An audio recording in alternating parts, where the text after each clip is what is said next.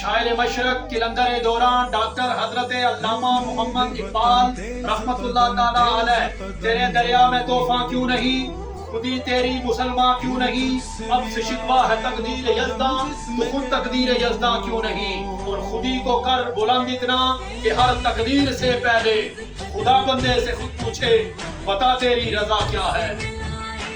آنکھوں کی روشنی کی اہمیت اگر پوچھنی ہو تو اس شخص سے پوچھیں جس سے قدرت اس کی آنکھوں کا نور چھین لے۔ آزادی بہت بڑی نعمت ہے۔ ایک تاجر نے ایک طوطے کو بڑے شوق سے پالا اور اس کے لیے سونے کا پنجرا تیار کروایا اور اپنے خادموں کو یہ حکم دیا کہ اسے کوئی تکلیف نہ پہنچنے پائے۔ دنیا کی ہر نعمت اس کے سامنے لا کر رکھو، دنیا کا بہترین سے بہترین پھل اس کے سامنے لا کر رکھو، مجھے اس پر کوئی شکایت یا کوئی غفلت نہیں چاہیے۔ اب اس تاجر کی ایک اچھی عادت یہ تھی کہ وہ تجارت کی غرض سے جب دوسرے ممالک میں جاتا تو وہ گھر کے ہر فرد سے مل کر ان کی خواہشات کا پتہ کرتا کہ واپس آتے ہوئے تمہارے لیے کیا تحائف لے کر آئے۔ ایک دن وہ گھر سے جب نکلنے لگا تو اس نے گھر کے ہر فرد سے پوچھا اور آخر میں وہ اپنے لاڈلے طوطے بٹھو کے پاس آیا اور آ کر کہنے لگا تمہیں پتا ہے کہ میں تجارت کی غرض سے دوسرے ممالک میں جا رہا ہوں، تمہیں اگر کوئی دنیا کا بہترین پھل چاہیے جس پر تمہارا دل آیا ہو تو مجھے بتاؤ تاکہ آتے ہوئے میں لا سکوں۔ طوطے نے آگے سے یہ جواب دیا کہ مجھے کوئی دنیا کا بہترین پھل نہیں چاہیے، تم نے پہلے ہی مجھے بڑی اچھی چیزیں اور بڑے اچھے پھل اور میرے آرام اور سکون کا خیال رکھا ہے۔ اگر تم کچھ کرنا ہی چاہتے ہو تو میرا ایک کام کرنا، اس ملک کے اس شہر سے جب تم گزرو تو وہاں پر ایک بڑا درخت ہوگا، اس درخت کے نیچے کھڑے ہو کر وہاں پر بیٹھے ہوئے پرندوں کو میرا سلام کہنا۔ تاجر نے مسکراتے ہوئے اس سے اجازت لی اور تجارت کی غرض سے دوسرے ممالک کی طرف چل پڑا۔ وہاں پہنچ کر اس نے دیگر جتنے بھی کام تھے سر انجام دیے اور پھر اس نے اپنے پیاروں کے لیے تحائف خریدے۔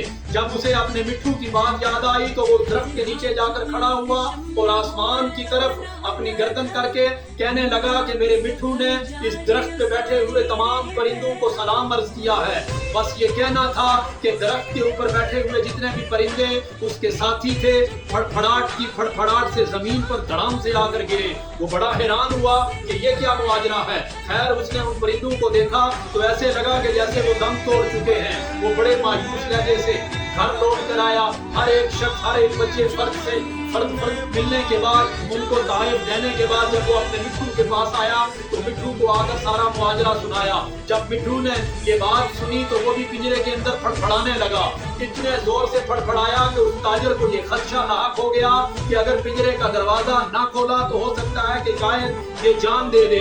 تاجر نے ڈر کر پنجرے کے دروازے کو یوں ہی کھولا، طوطا اڑتا ہوا باہر سامنے دیوار پر جا کر بیٹھ گیا اور تاجر یہ دیکھ کر حیران ہوا کہ طوطے نے صرف ایک ڈرامائی انداز میں جان دینے کا ایک ڈرامہ رچایا۔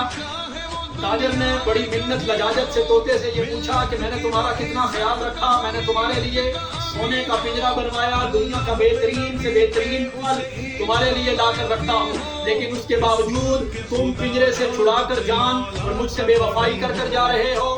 مٹھو نے آگے سے عرض کی کہ جناب آپ نے میرا بہت خیال رکھا، میں اس کے لیے ممنون ہوں، مگر ہم پرندوں نے ایک دن یہ بات بیٹھ کر طے کی تھی کہ اگر ہماری آزادی پر کوئی حرف آ گیا ہم قید ہوں گے تو اس طرح کا ڈرامہ رچائیں گے۔ تو درخت کے نیچے وہ پرندے جو مرے تھے وہ حقیقت میں مرے نہیں تھے، یہ جسٹ ایک ہماری آزادی کا ایک پروانہ تھا۔